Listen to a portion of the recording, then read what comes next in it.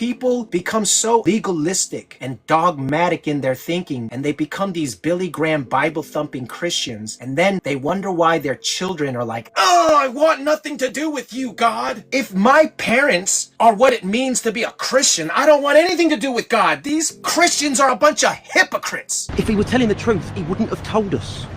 Unless, of course, he knew you wouldn't believe the truth, even if you told it to you.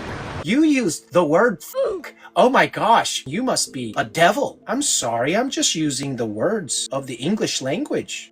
Damn and shit are just words in the English language. I don't curse anyone. I don't swear on anything. I don't profane God in any way when I say these things. You understand what I'm saying? People become so legalistic and dogmatic in their thinking, and they become these Billy Graham Bible-thumping Christians, and then they wonder why their children are like, "Oh, I want nothing to do with you, God. If my parents are what it means to be a Christian, I don't want anything to do with God. These Christians are a bunch of hypocrites. I can do it better." And then you ask, well, what about all the good that they do when they die? Do you think that they'll get a better position in heaven? No, because they actually thought that their works meant a damn. Isaiah said that our righteousness is as filthy tampons. When Job, if you ever read Job, he's asking, "Why, Lord, why me? I've done nothing wrong. I'm a righteous man." And then God says, "Well, where were you when I laid the foundations of the earth? Your righteousness pales in comparison to my righteousness." And then Job is like, "Oh gosh, Lord, just unalive me. I'm such a horrible person." He was humbled and realized that his righteousness was nothing compared to God's righteousness. But yet these people want to cast judgment on the Bible like that they know it better than God. So infuriating, you know that? I'm not mad at you, just talking about the atheists. And regardless of the good that they do, their goodness does nothing, because it is by grace you are saved through faith.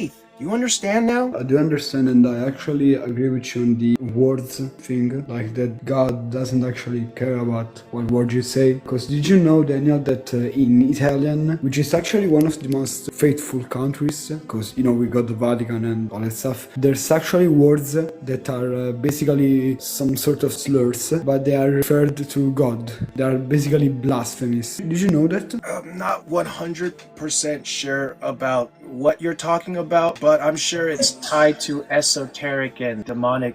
No, it's actually very common used words, especially in the northern part of Italy. There is this word that means porco dio, which is basically a blasphemy to God, which means that God is a pig. If he were telling the truth, he wouldn't have told us.